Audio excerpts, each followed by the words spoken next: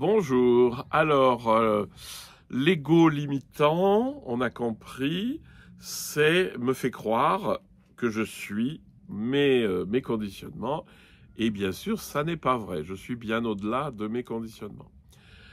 Donc, quand on parle d'ego, il faut préciser si c'est le vrai moi ou si c'est l'ego limitant.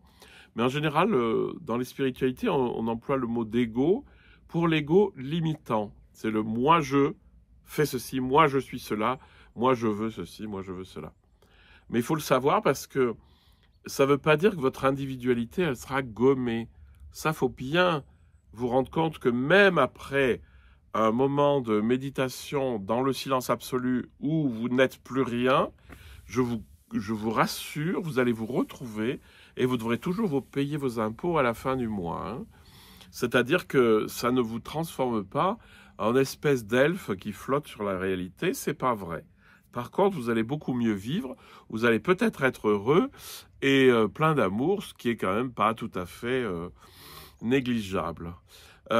Donc, bien comprendre que l'ego, c'est mes conditionnements, ils sont là, il n'y a pas de souci, mais il y a ceux qui me referment, un peu comme des œillères, d'accord?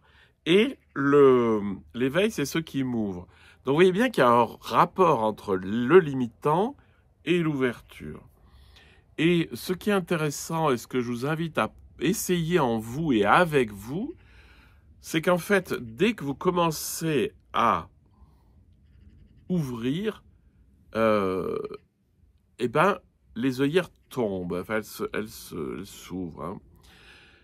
Ce qui est de passionnant, c'est que toutes mes crispations intérieures, tous mes rétrécissements intérieurs se crispent, se cristallisent sur le corps. Parce que c'est la même chose, hein, je vous ai dit, souvent on est corps-esprit, on arrête de croire qu'on est un corps qui est tombé par hasard dans un esprit et qui cherche à tout prix à revenir, en se débarrassant du corps, à revenir au ciel. Hein. Le platonisme, ça va 5 minutes. Ce qui est important, c'est que de savoir que votre corps-esprit, le corps manifeste ce qui se passe dans votre intériorité.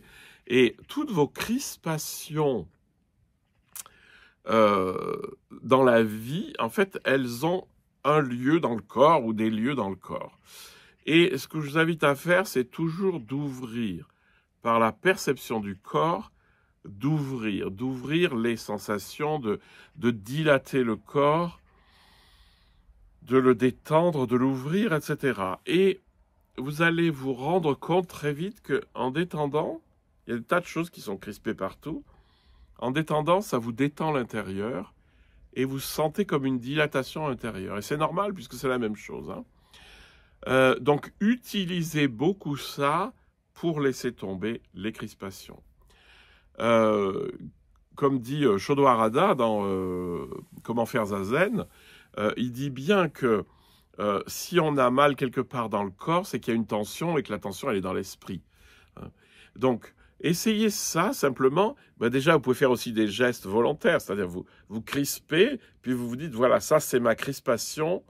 Et en fait, qu'est-ce qui se passe lorsque je vais ouvrir? Et vous faites un geste, si vous voulez, d'ouverture. Hein. Donc vous vous crispez, vous vous refermez, vous vous enfermez, et puis vous vous dilatez. D'accord? Ça a une influence immense sur la pratique de la méditation. C'est qu'il faut méditer ouvert et pas enfermé dans sa bulle pour y trouver le silence, parce que ça ne marche pas. Et si vous arrivez, c'est pas bon signe, c'est que vous y êtes à la force du poignet. Donc ouvrez, et alors vous aurez plus les millions de pensées qui vous assaillent, qui sont pas tant que ça, et qui sont juste parce qu'elles sont là parce qu'elles tournent en rond. Donc essayez de sentir ce rapport entre vos micro-crispations dans tout le corps et vos conditionnements limitants. Si vous faites tomber les uns, vous ferez tomber les autres. Et ça va dans les deux sens. C'est-à-dire que lorsque vous faites tomber un conditionnement intérieur, que vous en êtes rendu compte et que vous le lâchez volontairement, ça va vous détendre le corps. De la même manière que lorsque vous détendez le corps en l'ouvrant, en respirant, en écartant, en détendant, etc., vous allez vous rendre compte que ça vous déconditionne aussi.